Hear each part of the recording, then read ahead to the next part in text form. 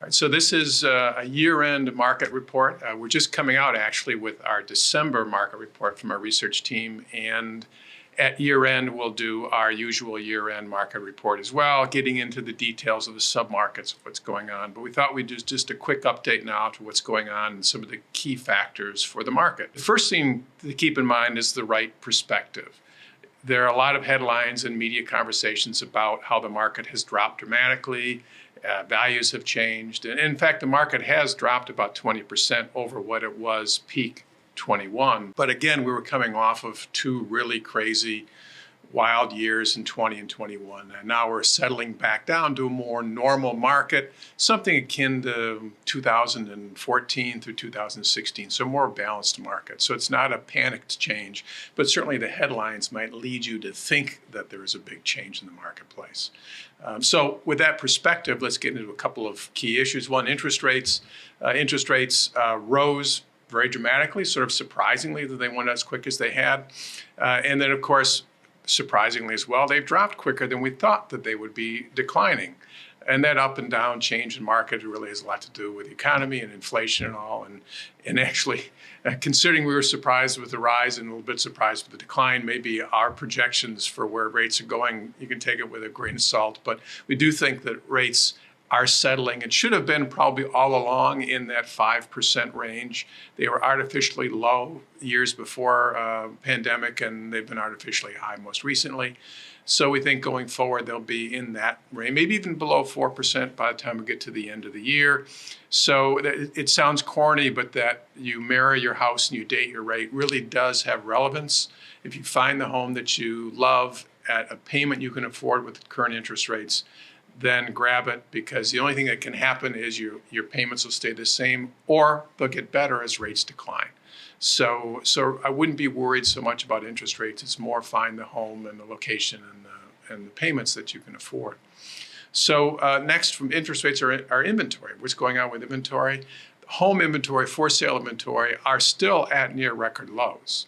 And that's for a number of reasons. One, we have a lot of home sellers who have got those sub 3% mortgages, and they're just not as motivated to sell. In fact, we've had low mortgages for 10 years now, and that's why the average home ownership time frame has moved from about 7 years to 10 years. People are staying in their homes a little bit longer. So that's slowing release of inventory. And also, just in general, the economy has caused people to be concerned, so they're putting their homes in the market. And quite frankly, as buyers pulled back as rates jumped, about half of buyers are sellers. So if I'm not buying, I'm watching to see how rates change and how I could recalibrate my payments and where I'm looking for homes. I'm not selling my home as well. We expect that to change and inventories to probably rise a little bit going through next year, but not dramatically. So as a buyer, you should be aware of that the choices you'll have are not too different than they have been recently, continuing forward into next year the same. Home values. Well, one of the good things about low inventory is it'll keep home values more stable. You reduce supply, even though demand has been reduced, supply being reduced correspondingly keeps values more stable. We do think that probably that crazy roll up of the last 2 years of values, we think probably in general will give back one of those years, which is still very good. 95% or more of all homeowners will see wonderful appreciation in value when they sell their home going forward in the future. But it wasn't sustainable for those 2 years. So we'll probably give some of that back. And that'll happen over the next a year to 2 years as we settle in and the economy settles and moves back up again. So what does all that mean to buyers and sellers? Well, let's start with buyers first. Keep in mind that still we're tracking 25 to 30% of all home sales are multiple offer overbids. So it used to be 70, now it's 30.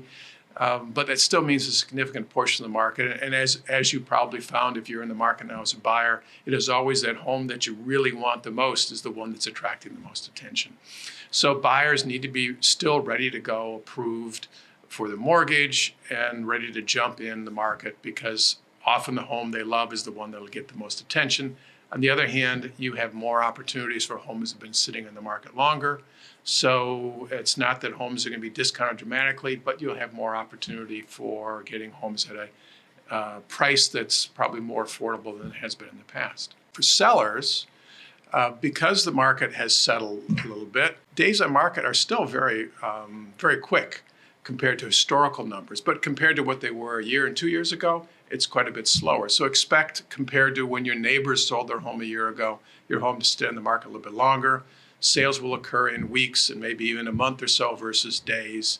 But it's still a relatively rapid pace market. But also keep in mind that bird in the hand probably has value now. So if you've got a good offer, then you want to work that offer and make sure that it makes sense, because you may not have one coming behind.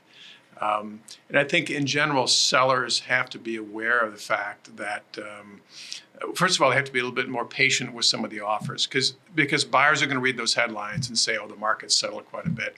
And you'll get a few offers that are probably a little bit insulting. The market has settled, but not as much as in the eyes of some buyers. So be kind, just respond with a counteroffer that's appropriate, and keep those buyers engaged, because, again, that bird in the hand is pretty important. So in general, when a market shifts, that's when counsel and advice is the most important, because the market isn't going to shift equally. How it shifts and settles in Milford is different than what's going to be in Shelby, than in Midtown, than in Trenton. So having that good counsel, that good advice will be extremely important coming over the next year or so as you're looking for your housing needs. Our research team, our realtors, that's kind of all that we do all day. We're into this stuff regularly, understanding the micro trends and where the worlds are going. So please reach out to our team.